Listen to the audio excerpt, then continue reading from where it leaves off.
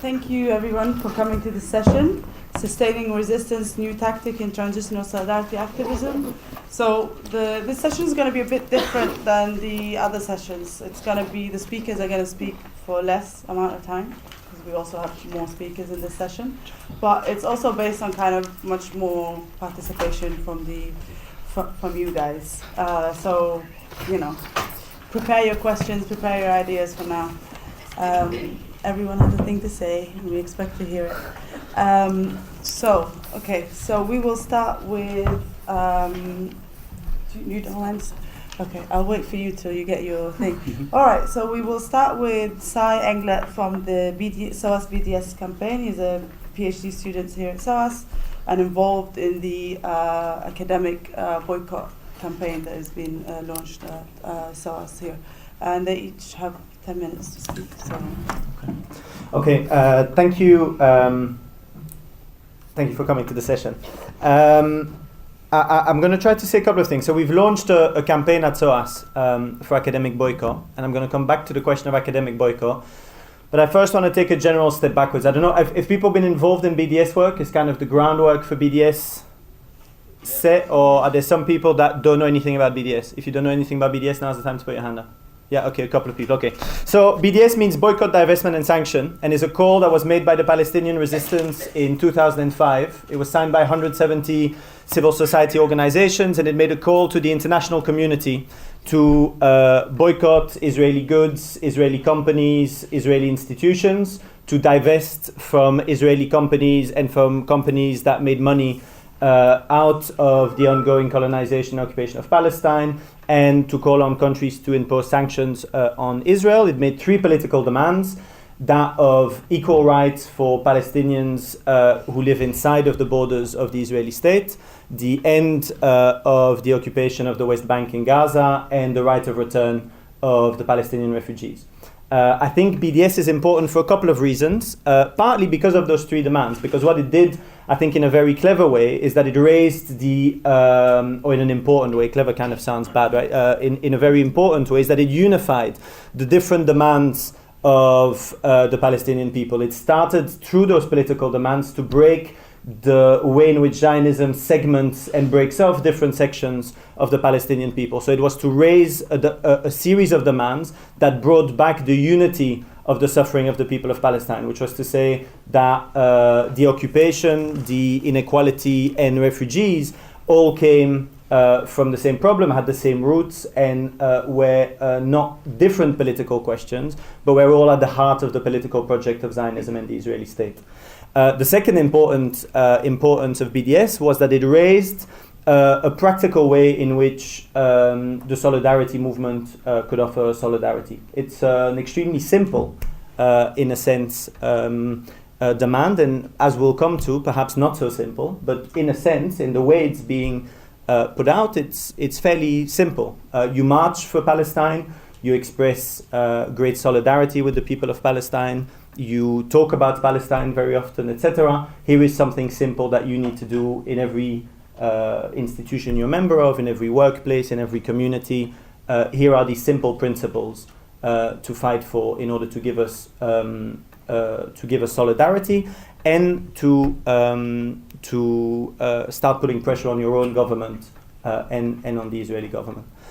BDS has had several important wins even in the kind of last year. Really, it's been a good year for BDS in a sense. I think the Israelis are now claiming, what was it? Is it $8 billion of losses coming out of BDS. Several big companies that have been targeted by the boycott movement, particularly G4S, have now put out statements saying that they will pull out of their dealings in, let's see if it actually happens, but their dealings in Palestine. The European Union, not exactly a body that is usually kind of associated with high political radicalism and forward thought, has moved towards implementing, or at least creating a list of companies which do dealings in the West Bank, and put them on a kind of sort of blacklist. What's interesting about that is that there is an argument inside of the boycott movement about whether we should focus on all things, all Israeli institutions, all Israeli companies, Israel as a whole, or whether it should be in the occupied territories alone. What's interesting about what's coming out of these of this list is that I'm going off on a tangent. I'll finish my tangent in a second. Is that it's impossible to untangle these questions because there is a unitary project of colonization happening in Palestine. It is impossible to disentangle companies in the West Bank and companies in Israel proper. So, for example, what we're now seeing is pension funds pulling out their investments out of Israeli financial institutions, for example, in Holland, and doing it on the basis that they are breaking with organizations making money out of the occupation in the West Bank, for example. In reality, they're breaking with the 5 biggest financial institutions in Israel because there is this kind of magical wall between the two simply doesn't exist.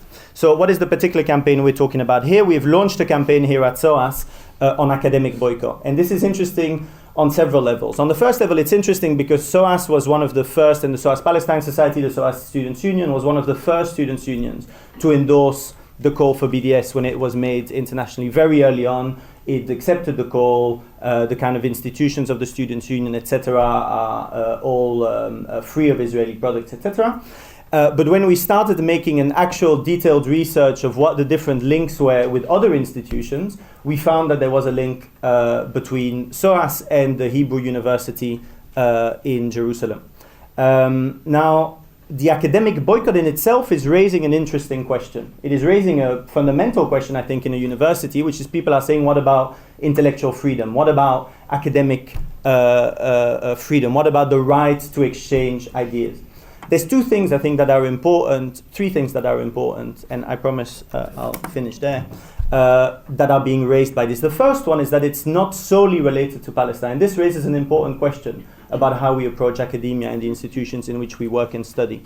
We are not neutral. Our institutions are not neutral. Our institutions make decisions all the time about who to work with and not to work with.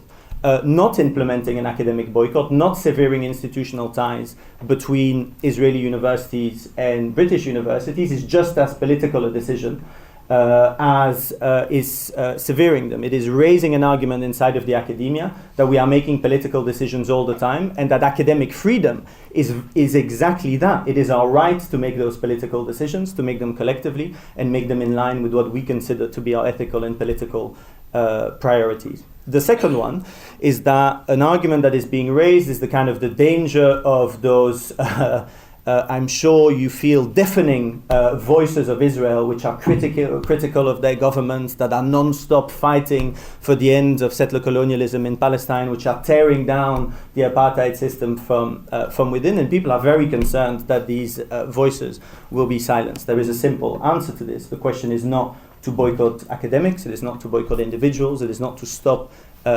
discussions, it is to say that institutionally we will break ties. We break ties with institutions, and we do not recognize those institutions as long as they are complicit and part of the settler colonial system in Israel. And finally, in my last minute, the question that it raises every single time with every particular local campaign is the fact that there are no such things as neutral Israeli institutions. Every time a particular campaign is launched, it becomes very quickly clear that simply does not exist inside of a system which is fundamentally based on the destruction and the displacement of the indigenous people. So the example of SOAS again, of the Hebrew University. The Hebrew University is partly built on land stolen after 1967. The Hebrew University recognizes degrees from Ariel University in a settlement in the West Bank, but does not recognize the degrees from Al-Quds University down the road in Jerusalem.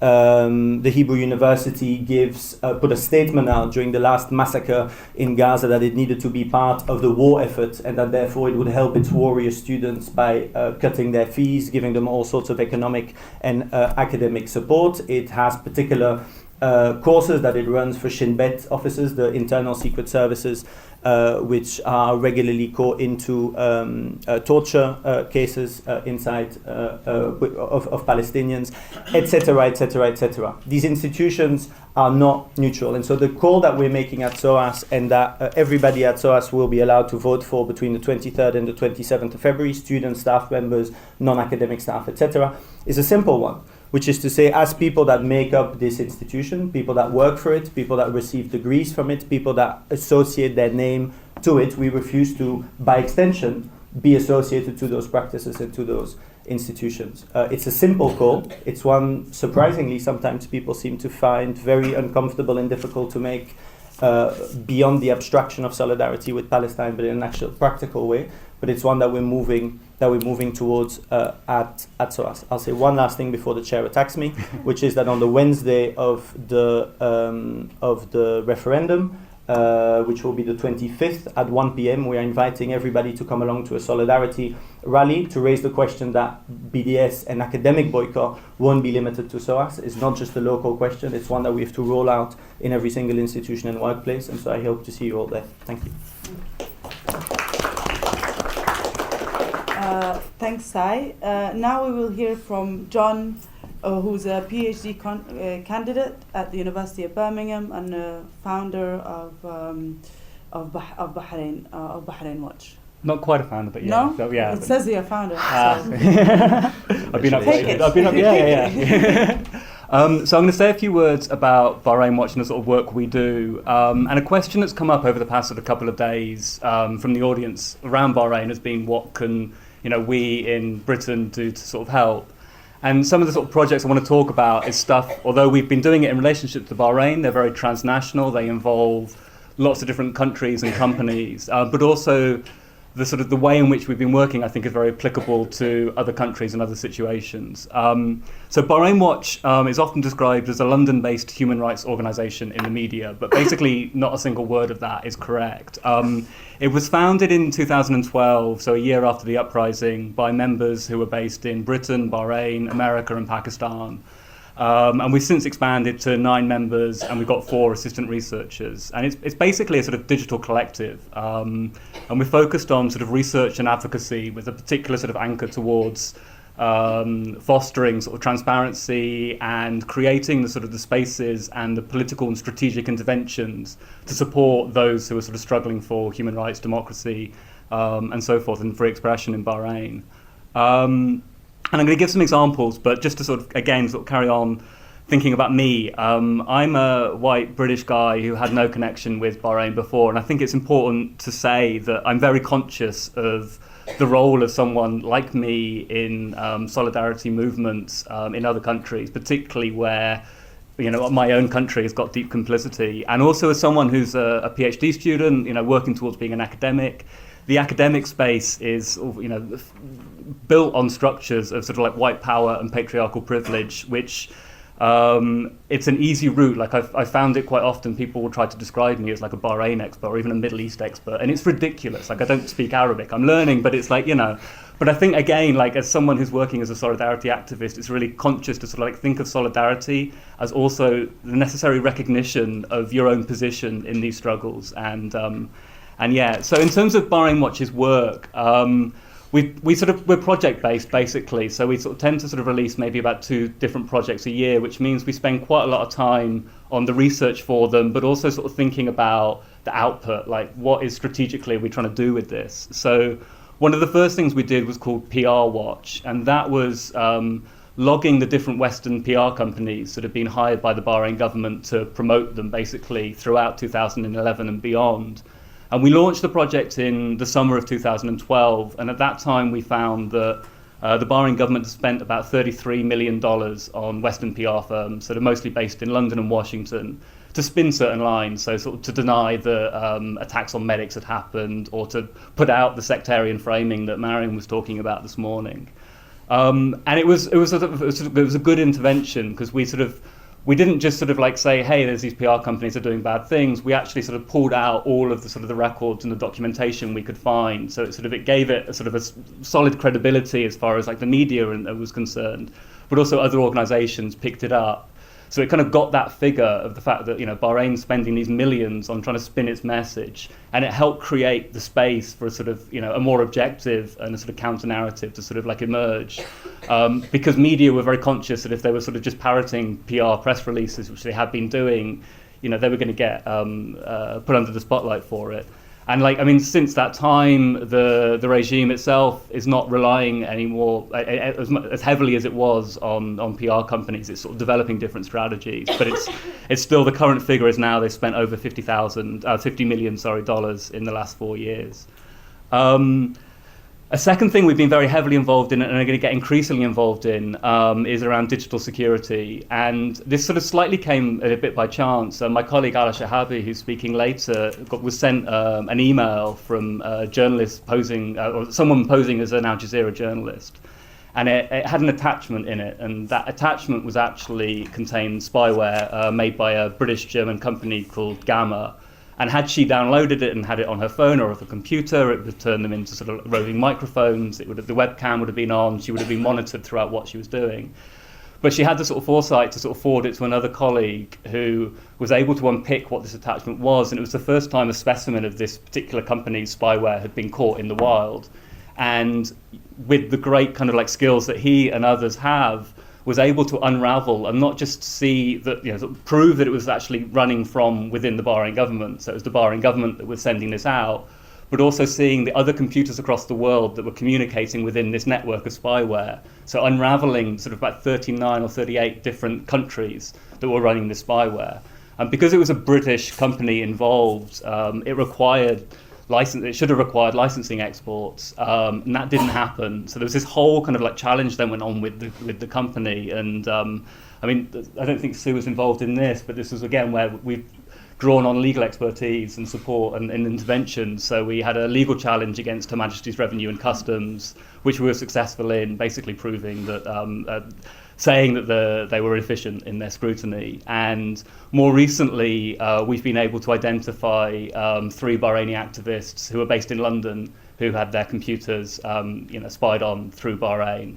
And we've now got a case with the Metropolitan Police around that. And we've now sort of like moving on to sort of create a project to provide an online, a helpline basically that will run constantly, training resources and advocacy sort of tools around digital security. So to try to give initially activists in Bahrain the various sort of skills and tools and help that they need to be able to communicate securely as best as is possible. But the aim with that is, all the material will be coming out in Arabic, so it will be completely transferable to any other country. But also we're aiming to sort of try to expand that engagement wider in the Gulf. Ala's going to talk a bit about our corruption work, but just to say we worked with the Financial Times across most of last year on a big project connected to a company that the King owned, how it was being used within the process of stealing land and enriching the King, and then buying up properties in the UK. And we sort of started to unravel that corporate chain, and so the way that British and Jersey-based companies, but also banks and financial services and other support systems were involved in facilitating not just corruption and economic theft by the royal family, but also the land reclamation process that's destroying a lot of sort of like Bahrain's sort of maritime heritage. And finally, we've been doing a lot of work around arms and policing equipment. And again, this is something that a lot of activists across the region have been sort of involved in. So sort of looking at what companies are supplying tear gas or birdshot pellets or shotguns or armoured vehicles and so on to Bahrain. And then taking that information and trying to sort of like challenge and stop those exports or also use them sort of in a thing. And the particular one that sort of came up last year was South Korea. A South Korean firm called Daekwong had been supplying Bahrain with tear gas. They'd sold about 1.5 million canisters to Bahrain in 2011-12, and there's 600,000 citizens and about sort of 1.1 million in total, so that's a lot of tear gas. And we found that they were looking to export a further 3 million canisters.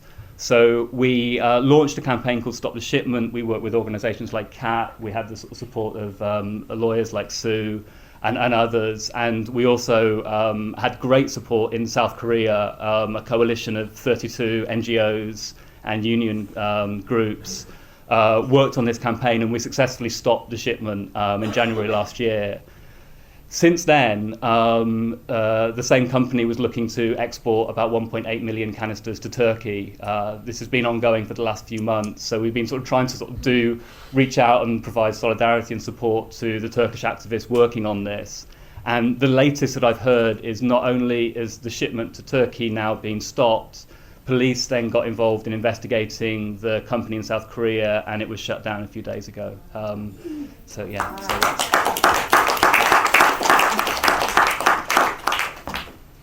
You done? I'm done. Wow, Yeah. impressive. I saw the minute. All right. I thought I'd end on that. You said, yeah, on a positive note. Yeah. All right, so we have Sue Willman here with us, who's a human rights lawyer.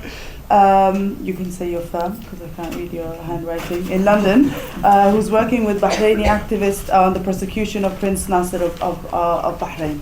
So again, in 10 minutes. So I work at Dyson Pierce Glynn, and I didn't become a lawyer because I was particularly interested in the law, but more because I wanted to use the law as a tool for social change, and that's what we try to do with Bahraini activists and with others. So I wanted to talk about the limits of that, but also the potential to try and put pressure on the UK in particular in the context of the Arab Spring, post-Arab Spring situation. So I suppose it all started at the time of the Olympics when Prince Nasser was coming over to represent Bahrain at the opening ceremony, and Bahrainis here who were torture survivors felt sickened, in particular because he'd been personally involved in the torture of two opposition leaders, clerics, al-Mahrouz and al-Muqdad, who remain to this day in prison, having suffered very extreme torture. And we wrote to the DPP, to the prosecutors in the UK, asking them to prosecute him under universal jurisdiction whilst he was visiting the UK. He comes over quite often, visiting Sandhurst, meeting Prince Charles, etc. And to cut a long story short, back in October there was a hearing in the High Court in London, with a courtroom packed with Bahraini activists, torture survivors, but also packed with journalists, at which the court declared that he didn't have immunity from prosecution.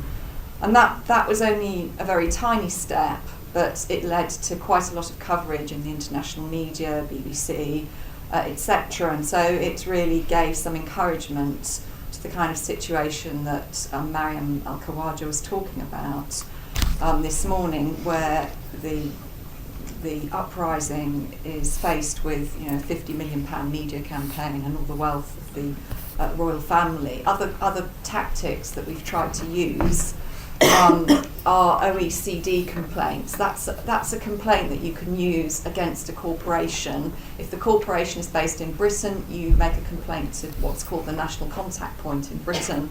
In the case of the tear gas, it was to the national contact point in relation to South Korea. And we've recently been involved in complaining about Formula One, who, as you know, go and have their fancy splash in Bahrain and other Arab countries. And that's led to a mediation where Formula One were forced to listen to Nabil Rajab and other activists talking about their experiences and what's going on in Bahrain, and hopefully it will lead to some kind of commitment from them to engage in human rights due diligence and also more publicity.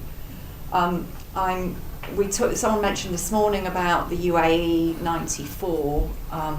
And there have been a number of reports recently about torture and disappearances of basically anyone who has stood up to be counted in the Emirates. And we're looking to see if it's possible to use the universal jurisdiction approach in relation to UAE and try to prosecute some of the ministers who come over here quite regularly, again, and members of the royal family. The difficulty is that most of the people affected are still in jail, and it's difficult for them to give evidence. We're having a meeting in Parliament on the 26th of February about it, and if anyone here is connected to the UAE and has any suggestions, then please talk to me. Something that BahrainWatch have used quite effectively, which you don't even need a lawyer for, is a Freedom of Information Act request. It's a way of getting information out of any government department, and they've used it to try and get information about a guy called Ian Henderson, who was involved in the Mau Mau situation in Kenya and then went off to advise the Bahraini government about 30 years ago now or so, how to torture people without getting into difficulties in Bahrain.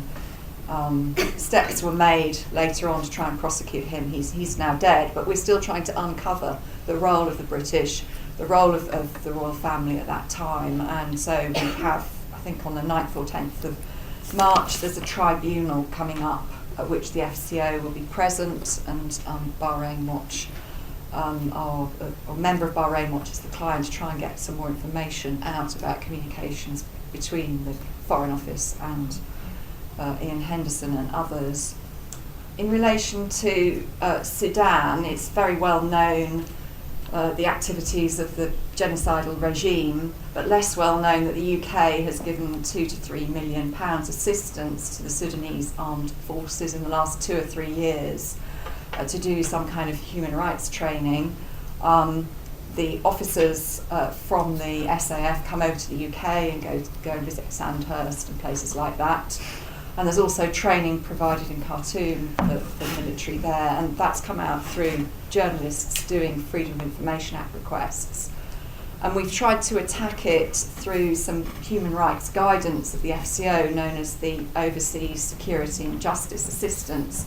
This guidance aims to uphold the UK's reputation as a defender and promoter of human rights. But anyway, it requires the UK to carry out a kind of due diligence assessment before it starts getting involved in giving support to foreign regimes where human rights are at risk. And where cooperation constitutes a serious risk of directly or significantly contributing to a violation of human rights, or involving a serious reputational or political risk, then there should be a consultation with ministers. So we're trying to challenge the way that is being operated in Sudan by bringing a judicial review.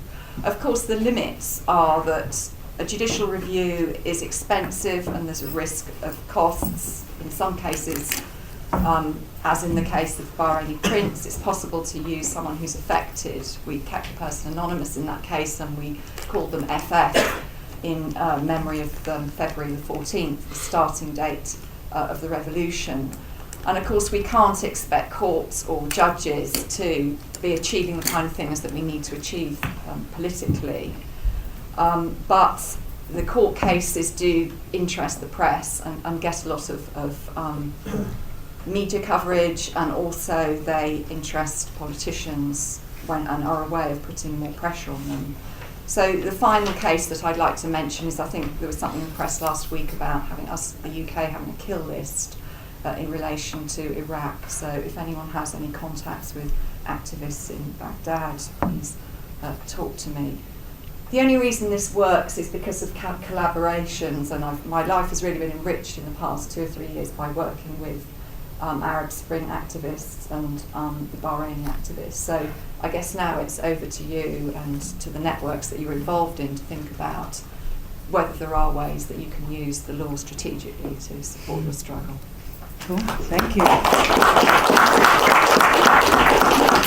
Everyone's been fantastic on timing so far. Now we have, with the exception of Sai, Sarah is from core campaign coordinator at the Campaign Against Arms Trade, CAT, which works to end international arms trade. So, and I think she has a presentation. Gonna have some pictures as well. Woohoo.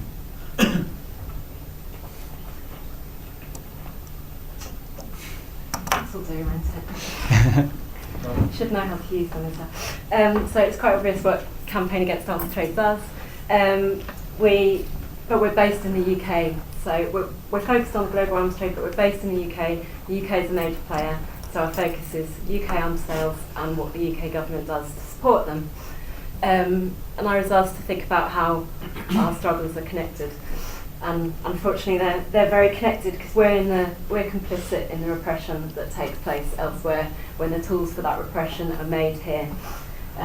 Whether it's these plastic bullets used against stateless people in Kuwait, these vehicles on the left being made in the UK and on the right in action on the streets of Tripoli in February 2011, whether it's arming and training a Gaddafi military unit that's responsible for massacring civilians, whether it's supplying the body armour and the sniper rifles, the birdshot and the tear gas used against activists in Bahrain, or when Saudi Arabia invades Bahrain and it does so using vehicles made here in Newcastle, and where Saudi Arabia calls up William Hague before it goes in to let him know that it's happening and nothing is said. And we're complicit because our government is really, really actively involved in promoting these sales. This is Cameron on his democracy tour to Egypt, accompanied by 8 representatives of arms companies. And Prince Charles using his friendship with Saudi Arabian royal family to help secure a deal for BAE Systems, and he did a lovely dance to help that along. We've got a whole unit of government funded by our taxes, about 140 civil servants whose sole job is to promote arms sales. So when we see things happening on the other side of the world, I feel very involved in that. This is how the arms industry sees it. The war in Libya. It's a great marketing opportunity.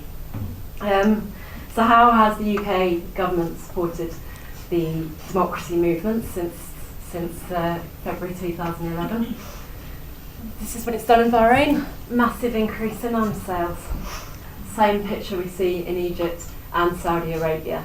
It's a good marketing opportunity.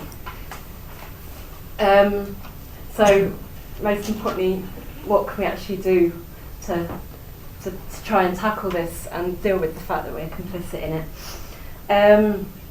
Firstly, we can try and intervene. I mean, sorry, I should say actually what you were saying about it's not just how the weapons are actually used, it's the message that we're sending by selling these weapons. And Bahrain's a really interesting case for that, because 4 years on, you've all heard about the situation there today, and we've got the UK government praising the regime there for its progress in making democratic reform. And weapon sales are really important here. So why is it doing that when all of the human rights organisations are saying Bahrain should be on the Foreign Office list of countries of concern? It's trying to help BAE secure a massive fighter jet deal right now, putting a military base in Bahrain. So those military relationships are being put ahead of human rights and democracy. So what are we actually doing? We're trying to research and expose what's going on so that people actually know about it. We use the Freedom of Information Act, we use government data, we trawl arms company literature, and we're trying to make that accessible. So for example, if you want to find out what the UK government is licensing where, we've got apps on our website so you can search that data by country and region and type of equipment and date. So hopefully that might be a useful resource for research. So exposing and getting that out in the media and lobbying is a really important part of our work, but it's not enough in the face of these abuses happening right now. It's really important that we're acting to try and stop them as well. So it's been an absolute privilege to work with some of the Bahraini Solidarity, Bahraini activists, trying to intervene in that PR effort. This is outside a huge conference the Bahrain government had organised in London. Spent thousands of pounds on inserts in the Telegraph and had Prince Andrew arranged to speak at a conference to talk about how well they were doing. And with some good friends and about £10 spent on banners, we managed to persuade Prince Andrew to withdraw from that event and ensured that all of the media coverage was about Bahrain's appalling human rights abuses instead. So a small victory, but it's nice given the resource imbalance. We want to answer calls for solidarity. there was this call that came out of Egypt 4 years ago, or 3.5 years ago. So we've mapped all of the arms companies in the UK and which countries they are supplying, and we're trying to map their activities around the world in terms of going to international arms fairs, and we hope to be able to make links with the type of equipment that they're doing as well. So for some, there's some quite detailed case studies. And it's nice when that sort of stuff can be put into action. Here are some people on the roof of Elbit during Israel's attacks on Gaza. They closed that down for 2 days, and their court case has just been dropped because the government and the company did not want to release any more uncomfortable information. So yeah, we're trying to expose and confront, and there's a whole secret world of arms promotion going on here. I was at the Farnborough Air Show, which you might have heard of as a family-friendly weekend last July. It's got a 4-day arms fair before that starts, where we invite things like the main arms supplier to Syria to exhibit, watching Israeli arms companies display their battle-tested weapons while those weapons were being used on Gaza was just the most shocking thing. And UK government personnel were escorting military delegations around the stands of arms companies to help them make deals. This is the Bahraini military delegation trying out one of those BAE jets that they're so very keen to sell at the moment. But then we're linking up to challenge this. And we work together with Syrians, Bahrainis, Palestinian Solidarity activists to target the big dinner for that event, which was held at the Science Museum. And ensured actually that many delegations didn't get in to get into that event. And one small compensation for seeing those horrible things that day was seeing Bahraini activists chase their military delegation down the road. But this happens right here in London, and in September there's a massive arms fair that's going to be taking place. So all of international delegations from all around the world, arms companies from all around the world are going to be gathering here. 30,000 visitors, plenty of repressive regimes, plenty of countries of concern. It's just like any other trade exhibition.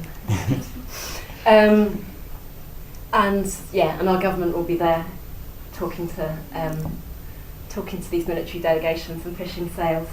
So that's something we're very keen to tackle.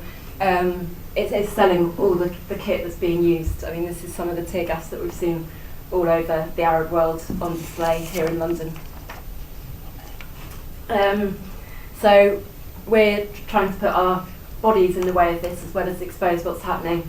There was a lot of resistance to it 2 years ago, and trying to make those international links that you were talking about.